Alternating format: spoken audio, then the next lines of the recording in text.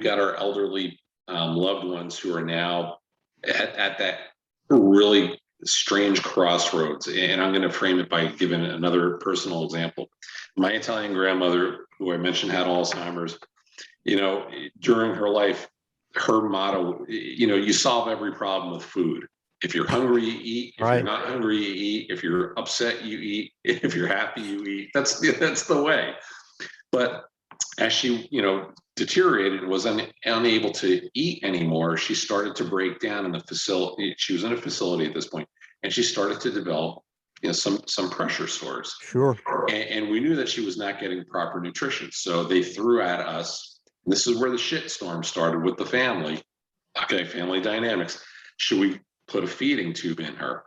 Oh, yeah. And it's like, so what do you do? And we opted to do it. And it was really kind of my input. And I was willing to take the heat on this. I said, listen, we know she can't eat. We know she's not going to live forever, but I don't want to see her suffering with infections and all this other crap that's going to start. Should she start to now go to like the stage 3 and stage 4 wounds? And they put that tube in her, and her wounds healed right up. Okay. So my point is, at what point is enough enough? And this is why, directives are so important.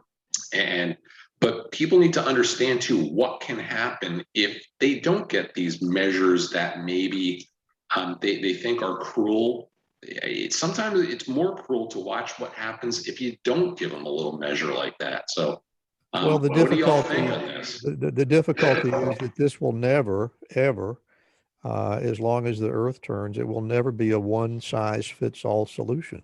Right. Yep. You gotta, you gotta include everybody that is deserving of input, and certainly you would want the focus of the discussion to have as much input as possible, and that gets to be very difficult if they get to a point where they can't appropriately communicate. And Rhonda, you'll remember that I got a blog on that very subject.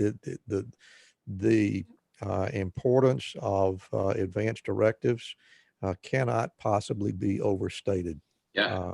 And we all ought to have one. You guys got one, not me. So here I am preaching about something that even I won't do. It's so important to specify because, think about it. Everybody goes in the hospital, automatically you get an IV. They keep you hydrated.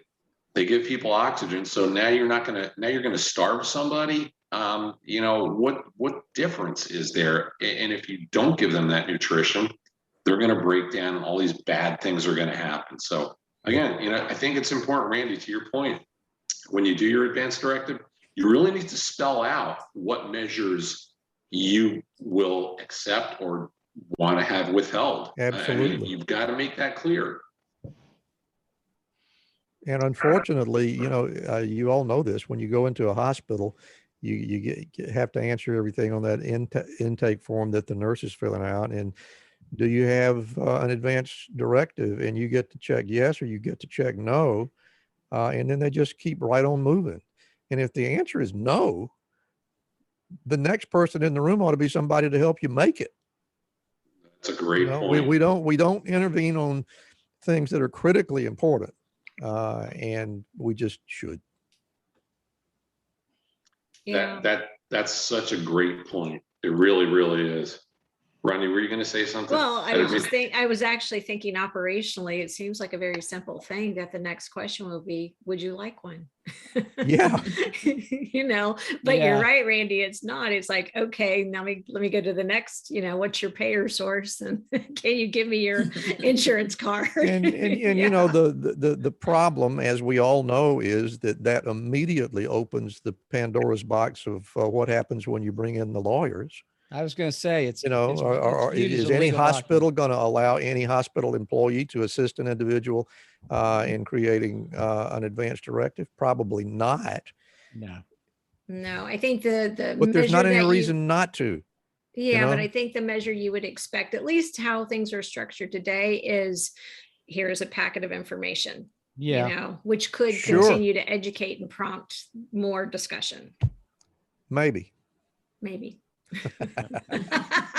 But then again, that kind of goes back to what Des was talking about from a cultural standpoint, our comfort and our own comfort in talking with folks and trying to help support folks as they age, we kind of ignore a little bit. I'm just glad we're starting to actually have these conversations and talking about it. We're starting to see, we've had guests on before that are actually putting action to the words, and not coincidentally from different cultures who are actually focusing on it more.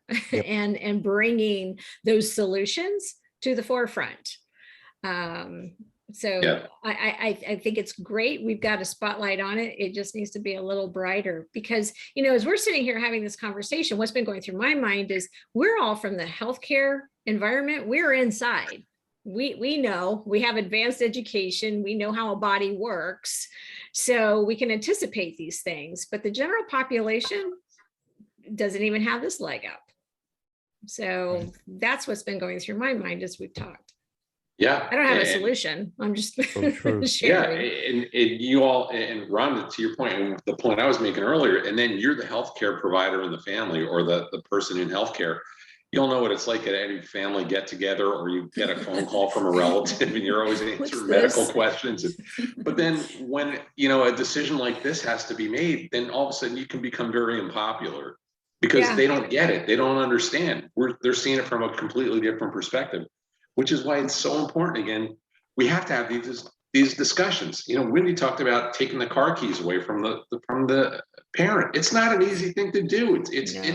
They have now lost independence, and they know that was an ongoing fight. She would call here almost daily and berate Scott about taking the car. It was obviously for her own benefit, because she could not maneuver the car. We were scared, and we even tried to and it was beyond reason, at that point in time, where, how about if you get in a wreck, or how about if you wreck into somebody else? How about if you harm somebody or kill somebody? We just can't allow it anymore. But she was angry for a very long time over that. Yeah. Somebody should make a movie about that. How about Driving Miss Daisy? Does that sound like a great Wendy, my dad recently went through the same thing just earlier this year. And unfortunately, he wasn't a fender bender. It was the third one in less than a year. And it was just a slight little thing, lane change on his shirt. Luckily. Yeah. Nobody was hurt except, the fenders got dinged a little. But the state trooper, after running his license, saw that this is number 3, which is literally third strike. he actually said, well, we're suspending your license. You either have to have a physician actually state on this special form that you're okay to drive, or you need to, give up your driver's license. My dad made the choice to give it up, but it wasn't an easy choice. But the state trooper leaned over and said, you're going to thank me for this later. I just took a lot of heat off of you. Absolutely. You're kind of lucky in that respect, because yeah, because Scott had to be the heavy in our family. And I mean, she doesn't remember that now because she's deteriorated so far, but 6-8 months, I mean, almost daily phone it's anger and hostility. That's a big one. Yeah, my dad grieved. We just sold the car. Finally sold the car last week, and I think maybe he'll stop talking about it. Well, in this market, you probably made money. It's tough. Yeah. Exactly. It gives up their autonomy. That's the last autonomous thing, they can go. And she was always like, well, how about if I need to go to the grocery? And we're like, well, we have people that go to the grocery for you, there's no food in this house. And we were listen, there's tons of food in the house, right. I need a medication. Well, we'll go get it for it. We'll take care of it for you. You become a prisoner though. You're now like on house arrest, basically. Yeah. And it would drive me absolutely crazy. I understand. I get it. Absolutely. Yeah. So, I mean, it's such a delicate thing. You can understand, have empathy for them, because Wendy, like you just said, they're giving up, they're losing more of their independence. And how they verbalize it or act out, it's all to be expected, because really it's just, it's so unpleasant. You've been a vital person. You've lived a life. You've had a full life, no doubt. other people have depended on you for years, and so on and so on. And now all of a sudden, here you are, you're being treated like a child again. I have an anecdote to add a little bit of humor to this thing. A person that I used to go to church with, who unfortunately has passed away now, but he had, when his father got to the point where he couldn't drive and wouldn't follow instructions, well, they did the most obvious thing, and that is they just took the car keys away. Yeah. So that's what you do. So sometimes it's what you have to do. So this guy was well connected in the community. So he called his buddy that operated the local Cadillac dealership and told him to bring him a new car. And he did. The guy brought him a new car. Randy, I got to tell my anecdote just like that. So my golfing buddy, Clay Smith's dad, was Arthur Smith, who wrote Dueling Banjos. Really? So he had all these connections with the state legislation, all that. Same thing. Clay was out of town. They'd taken away his driver's license, wouldn't let him renew it, had done what happened to you, Rhonda. So his dad, he's out of town, and he calls the Senate Pro Tem of North Carolina and says, Senator Bass Knight, can you get me a license from a state trooper?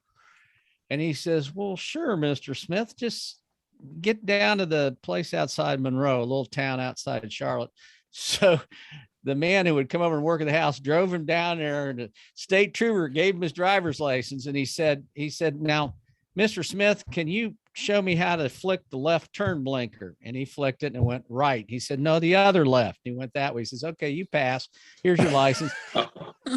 And he never drove with it. But what he did is when his son came home, he held it up and said, I got a new driver's license.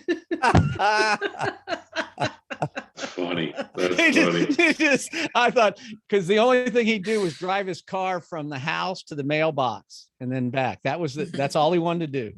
So I thought I laughed when I hear that story, because